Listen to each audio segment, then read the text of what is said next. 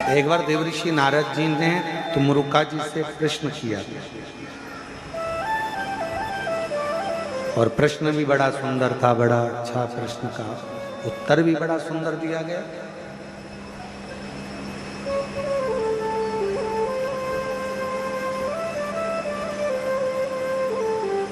तुमरुका जी कोई राम नाम जपता है, कोई कृष्ण नाम जपता है, कोई दत्त नाम जपता है। इसे भगवान के नाम का नारायण श्रीमन नारायण का मैं उच्चारण करता रहता।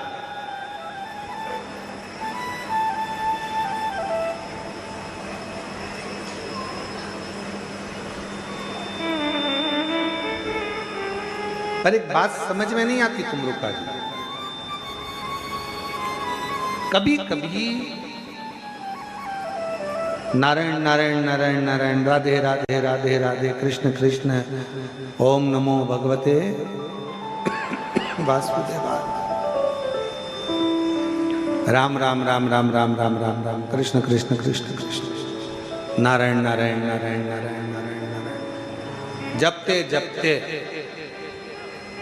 एकदम माला जप रहे थे, जपते तुम्हारे मुख पे श्री शिवाय नमस्तुभ्यम आ गया, या नमः शिवाय, ओम नमः शिवाय, या शंकर जी का स्मरण आ जाए, समझ लेना कोई बहुत बड़ा दुख सामने आने वाला था। शंकर तुम्हारी जपती हुई माला के मध्य में आकर उस दुख को काट कर चला गया। शिवाया दुख मिटाकर चला। और ऐसा केवल हमारे साथ नहीं, आपके साथ में भी हुआ होगा। बस अंतर यह है कि कोई बोल देता है, कोई नहीं बोल पाता। आप राम राम राम राम राम राम राम राम जपते हो, बड़े प्रेम से जपते हो, श्रीमन नारायण श्रीमन नारायण श्रीमन नारायण, हे कृष्ण हरे राम राम राम हरे हरे, हरे कृष्णा कृष्ण कृष्ण हरे हरे जप रहे हो। आप राधे राधे राधे राधे राधे राधे जप रहे हो, आप भगवान का नाम उच्चारण कर रहे हो, और एकदम तुम्हारे मुख पर कभी शंकर का नाम आ जाए, तुम शिव के नाम का उच्चारण करने लगो, ओम नमः शिवाय, श्री शिवाय नमस्तुभ्यं, समझ लो कोई भी विघ्न, कोई दुख, कोई तकलीफ बहुत बड़ी आने वाली थी। मेरा शिव उसी समय पर उस मंत्र की माला के अंतर्गत प्रवेश कर गया और तुम्हारे दुख को काट कर चला गया, तुम्हारी तकलीफ को मिटा कर चला गया। आस्था चैनल पर ऑनलाइन कथा सुनने वाली मेरी जीजियों, मेरे जीजाओं, मेरी बेटियों, बेटाओं, मेरी माताओं, मेरे भाई, मेरे बंधु, जब जब तुमरुका जी ने नारद जी से कहा, जब तुम्हें शंकर का मंत्र अचानक चलते चलते जाते आते अचानक तुम्हारी जिह्वा पे शिव नाम आ जाए, अचानक तुम्हारी जिह्वा पर शंकर का नाम आ जाए, समझ लेना कोई बहुत बड़ा विघ्न सामने आया था। मेरा शंकर तुम्हारे सम्मुख में वाणी के रूप में, शब्द के रूप में, मंत्र के रूप में बाहर निकला और उस शंकर ने तुम्हारे दुख को काट दिया है, तुम्हारी तकलीफ को काट दिया।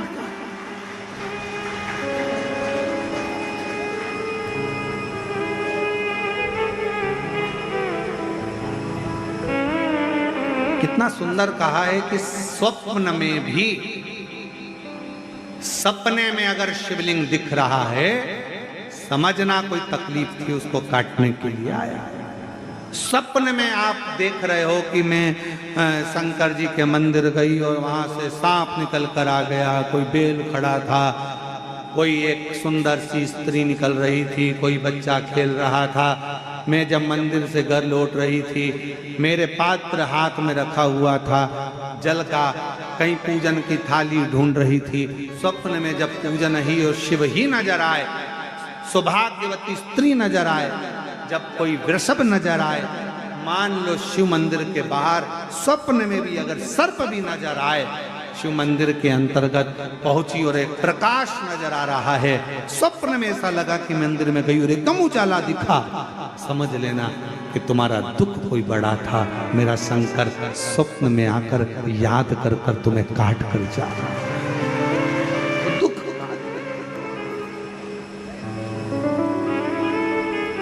और भोलेनाथ से निराला तो आया, क्षण भर आया, काट कर गया।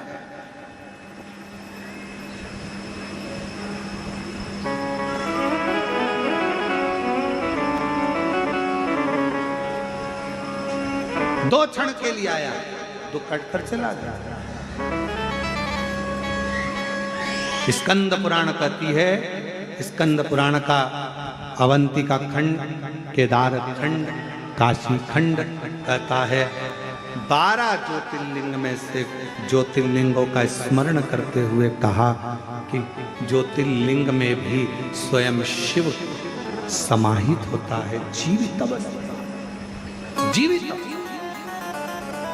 मंदिर में भगवान को विराजमान कर दो तो क्या भगवान को सुख मिलेगा? कभी भगवान से पूछा आप लोगों ने? जितने श्रोता भाई बहन शिव महापुराण की कथा को सुन रहे हैं, कभी एक आध बार भगवान से जाकर जरूर पूछना कि आपको मंदिर में सुख मिलता है?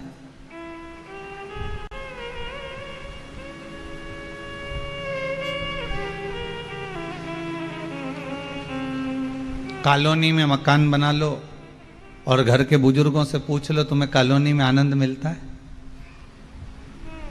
घर के बूढ़े व्यक्ति से पूछना कि एकांत में कॉलोनी, बिल्कुल इंदौर के एकदम आखिरी में, भोपाल के एकदम आखिरी में, सीहोर के एकदम आखिरी में, और वहाँ कॉलोनी में तुम्हारा मकान बन गया, तुम्हारा भवन बन गया और बंगला बनाया तुमने, जोरदार बनाया ने, क्या जोरदार रूम है, कमरा ममरा सब बनाया, 4 6 8 कमरा ने, हॉल ने, रसोई घर ने, छज्जा ने, सब जोरदार, गार्डन वार्डन। अब जमीन ज़्यादा थी तो अच्छा बना लिया, प्लाट बड़ा था तो बढ़ा लिया।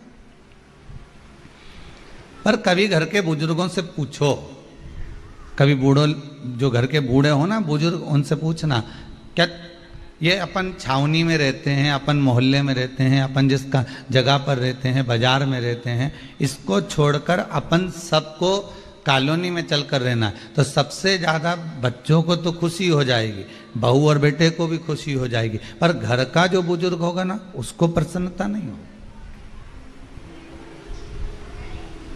क्यों? क्योंकि उसको घर बड़ा नहीं चाहिए, उसको बंगला बड़ा नहीं चाहिए, उसको तो ये जो आस पड़ोस में रहते हैं, नातेदार, रिश्तेदार, कुटुंब, कबीला, मेरा अपने लोग जो रहते हैं, इनका मन बड़ा चाहिए।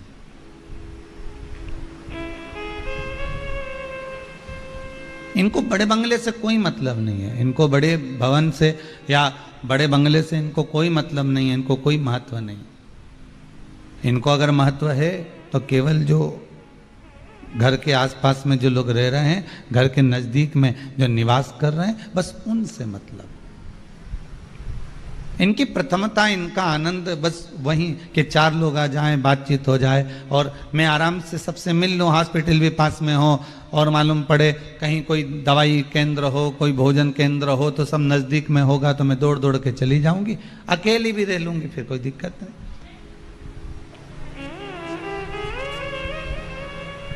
कोई भगवान से पूछे एक बार जाकर, आप सबसे भी निवेदन है कभी एक बार भगवान से जाकर बात करना हो कि भगवान से पूछना, भगवान आपको मंदिर ज्यादा पसंद है कि मनुष्य का मन ज्यादा पसंद है?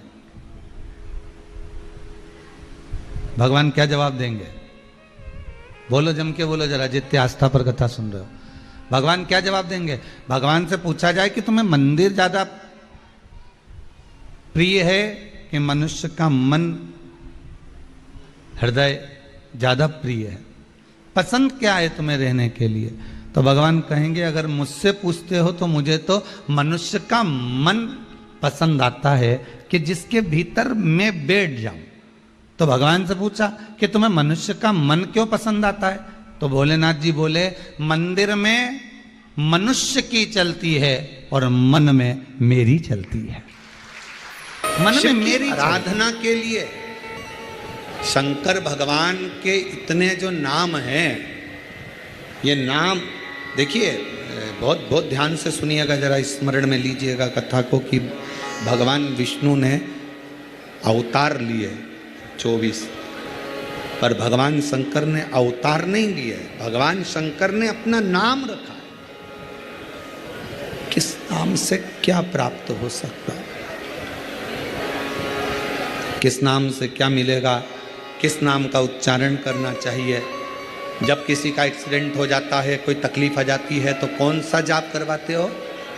जम के बोलो, महामृत्युंजय।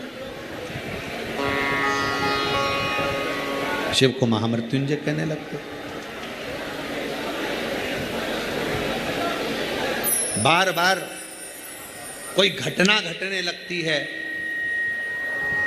परिवार में अगर कोई सदस्य, एक व्यक्ति मर गया, 6-8 महीने में, साल 2 साल में फिर दूसरा मर गया, फिर तीसरा मर गया, बार बार घटना घट रही है, तो फिर कृष्णेश्वर को याद किया जाता है।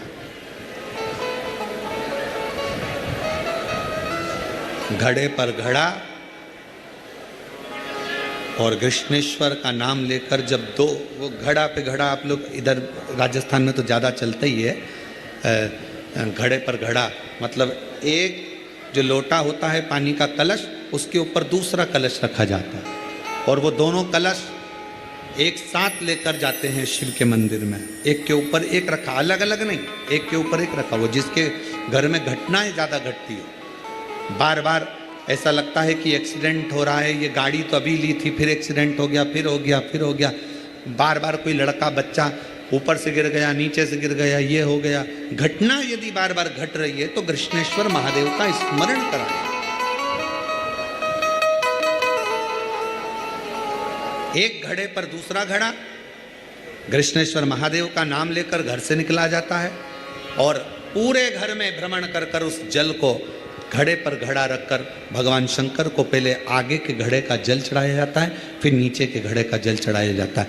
एक बार यदि भूलवश भी अगर कोई प्रदोष के दिन या सोमवार की अष्टमी के दिन कृष्णेश्वर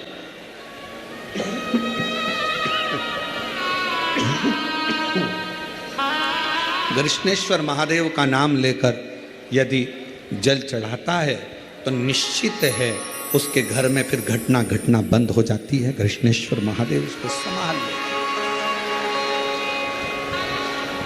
शिव उससे संभाल।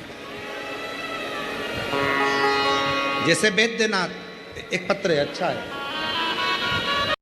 एक बात और अच्छे से समझ लीजिए, कोई बीमारी आ गई है, नहीं जा रही है, शिवजी पे जब जल चढ़ाओ तो थोड़ा सा तरीका चेंज कीजिए।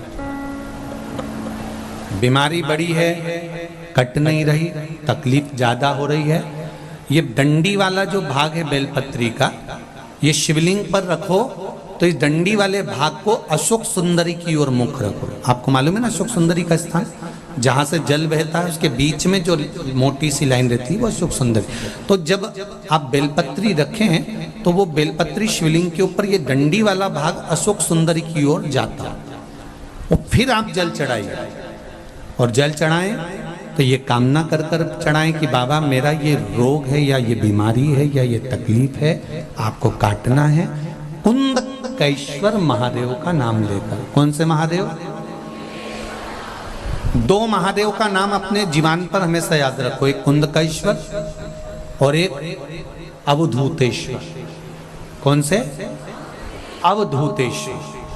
अवधूतेश्वर महादेव, जब बच्चा या परिवार का कोई व्यक्ति गलत मार्ग पर जाता है, जिस दिन अपने घर में बहुत विवाद हो रहा हो, क्लेश ज्यादा हो रहा हो, चिड़चिड़ प्रवृत्ति हो रही हो या विवाद थमने का नाम नहीं ले रहा हो, तो एक बेलपत्री शिवलिंग पर जब समर्पित करेंगे तो उस बेलपत्री को पहले नंदी के पास, अशोक सुंदरी के पास, ऊपर जो जलाधारी लगी है उस पर, उसी एक ही बेलपत्री को फिर शिवलिंग पर समर्पित करें और 1 लोटा जल चढ़ाकर उसमें से थोड़ा सा पानी लेकर घर के परिंडा, मटका, हंडा जो भी हो उसमें डालें, सबको पीने के लिए दे दें।